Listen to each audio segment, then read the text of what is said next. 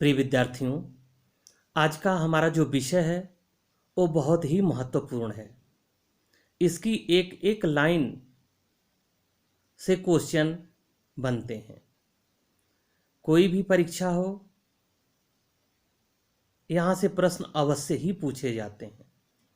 आज का हमारा विषय है भारत में ईस्ट इंडिया कंपनी या भारत में अंग्रेजों का आगमन।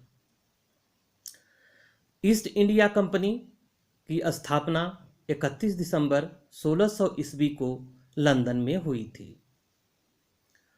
सर्वप्रथम अंग्रेज व्यापारी जॉन मिल्डन हॉल स्थल मार्ग से 1599 में भारत पहुंचा। पुर्तगालियों तथा डचों के समुद्री व्यापार तथा भारत के साथ बढ़ते प्रभाव को देखकर अंग्रेज भी इस ओर कदम बढ़ाए। अपने डच प्रतिद्वंदियों की समृद्धि से ईर्ष्या करने वाले अंग्रेज व्यापारियों ने पूर्व के लिए समुद्री मार्ग से वाणिज्यिक यात्रा की तैयारियां प्रारंभ कर दी। इस कंपनी को इंग्लिश ईस्ट इंडिया कंपनी के नाम से जाना गया। इसका निर्माण 1599 ईस्वी में मर्चेंट एडवेंचरस नाम से विख्यात व्यापारियों के एक समूह के द्वारा किया गया। यानी जो मर्चेंट एडवेंचरस एक व्यापारियों का समूह था, इसने इंग्लिश ईस्ट इंडिया कंपनी की स्थापना की। महारानी, उस समय ब्रिटेन की महारानी एलिजाबेथ थी और भारत का शासक अकबर था।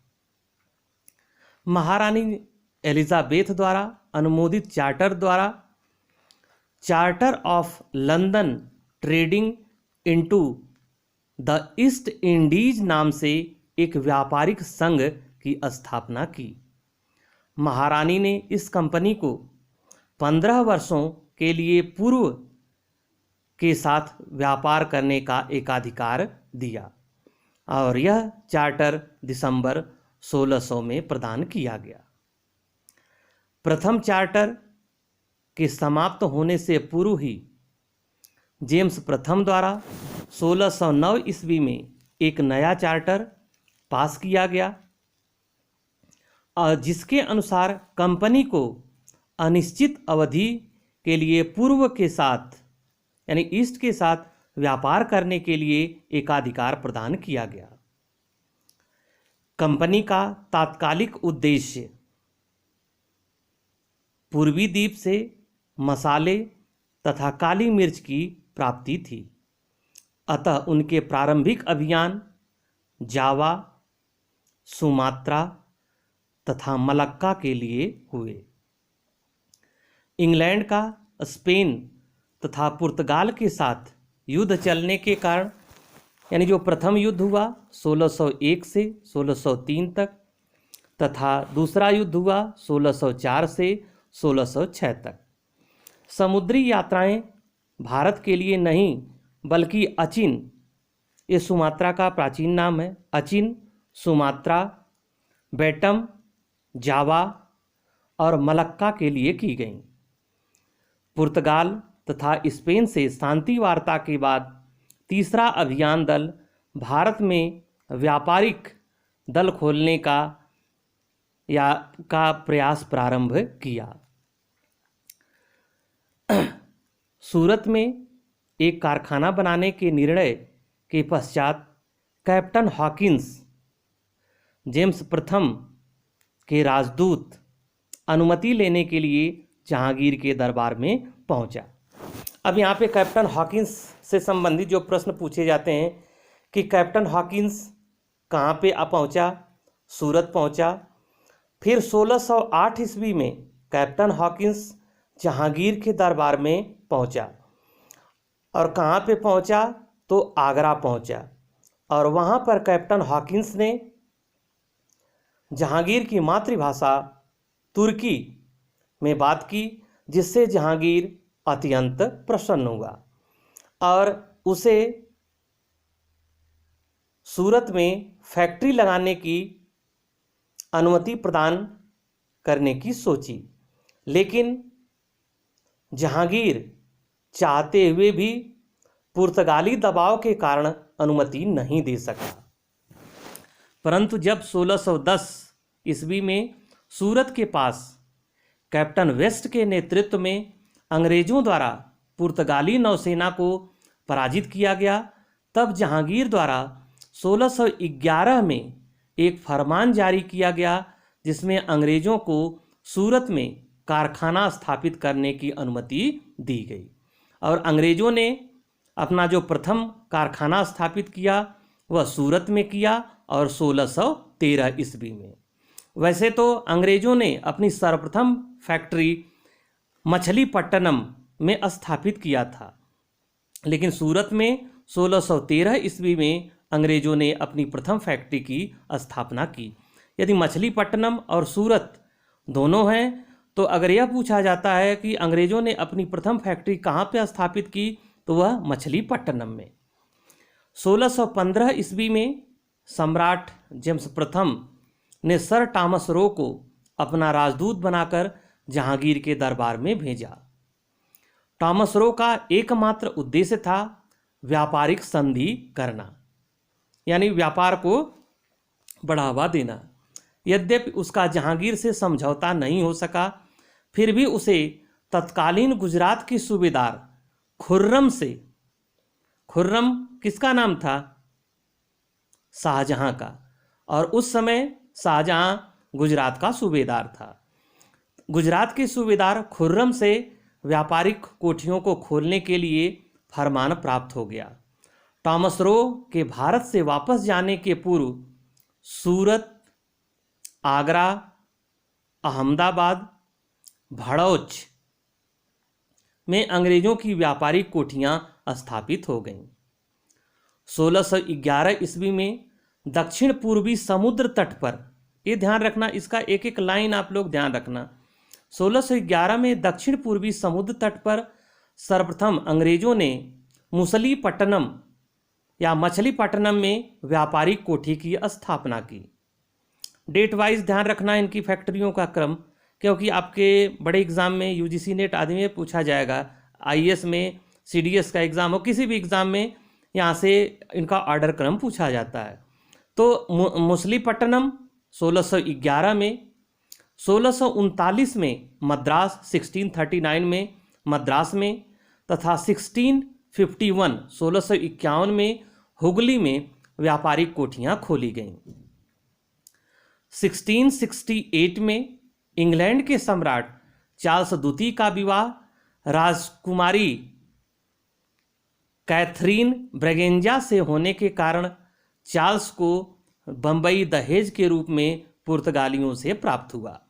बम्बई दहेज के रूप में प्राप्त हुआ, जिसको उसने 10 पाउंड, मात्र 10 पाउंड वार्षिक किराया पर ईस्ट इंडिया कंपनी को दे दिया। अब ये भी फैक्ट ध्यान रखना कि पूर्वी भारत में अंग्रेजों ने अपना पहला कारखाना उड़ीसा में 1633 ईस्वी में खोला।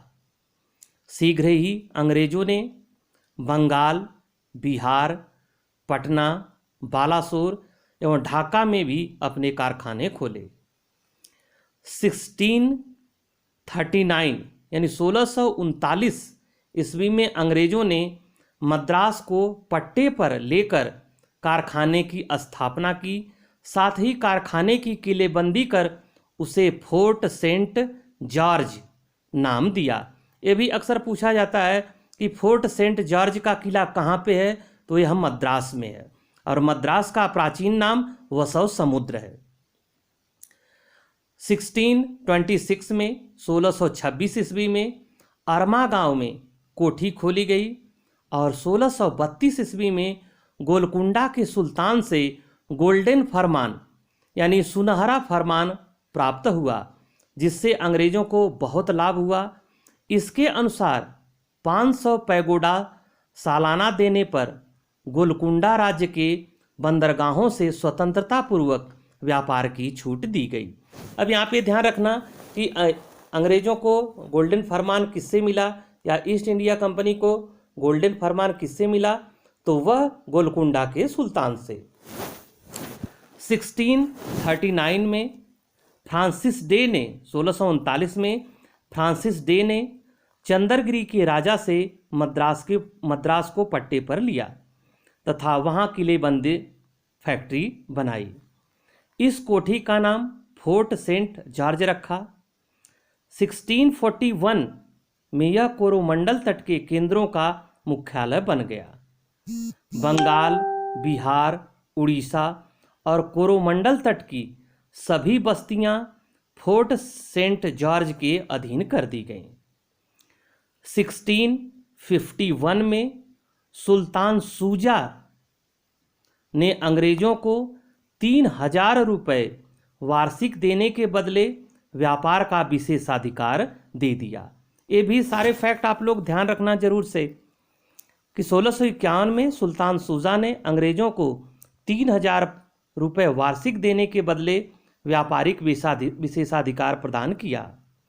1656 में शुजा ने उससे चुंगी न लेने तथा सामान न खोलने का आदेश दिया। 1672 में सुल्तान से अंग्रेजों ने एक फरमान प्राप्त किया जिससे उसे कर देने से छूट मिल गई। 1680 में औरंगजेब ने चुंगी के लिए कंपनी के आदमियों को तंग न करने का आदेश दिया। साथ ही अंग्रेजों को 1.5% जजिया अदा करने को कहा। ये भी फैक्ट है, कभी भी पूछा जा सकता है।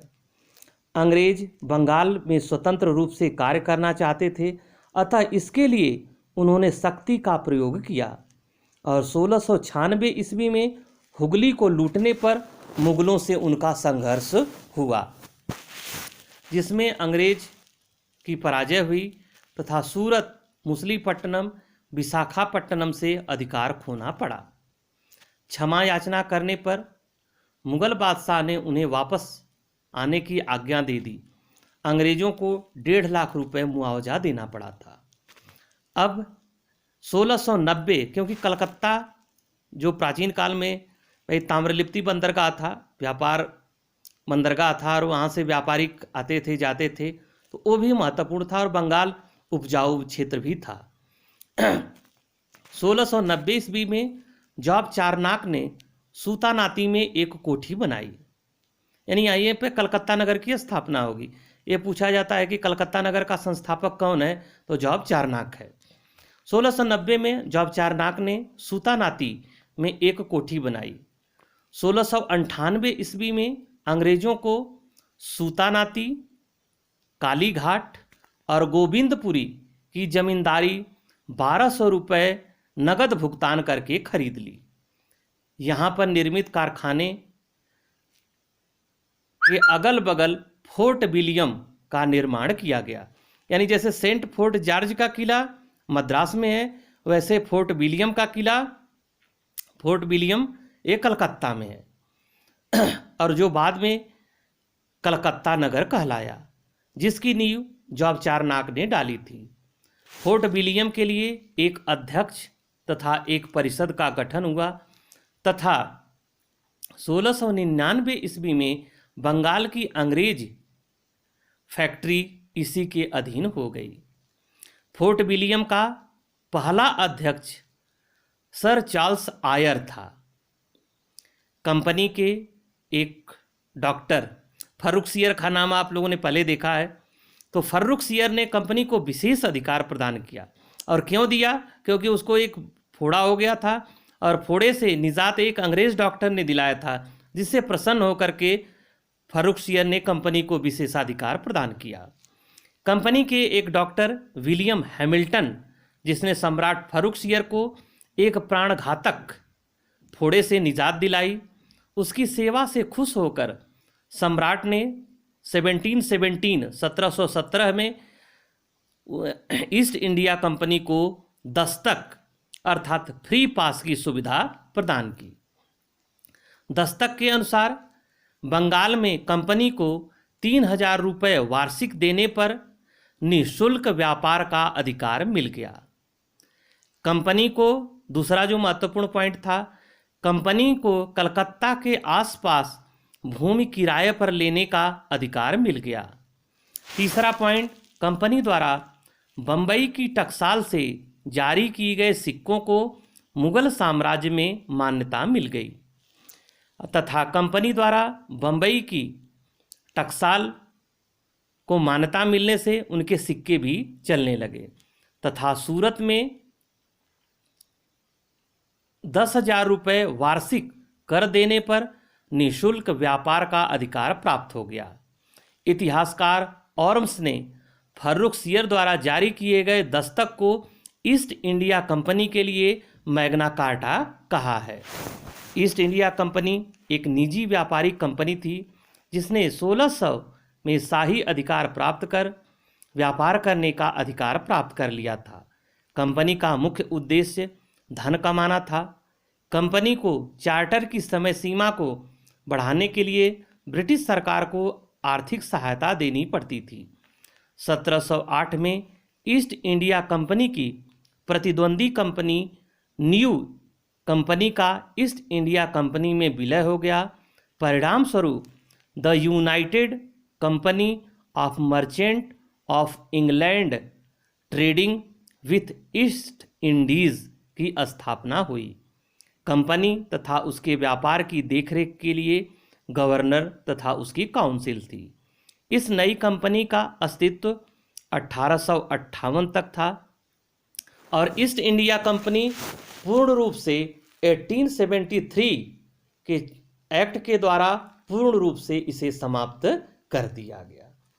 इसके सारे पॉइंट बेटे बहुत ही महत्वपूर्ण है, बहुत महत्वपूर्ण है और आप लोग इसकी एक एक लाइन को याद रखना, क्योंकि यहाँ से हर प्रतियोगी परीक्षा में, आपकी महाविद्यालयी परीक्षा में प्रश्न अवश्य पूछे जाते हैं। Thank you.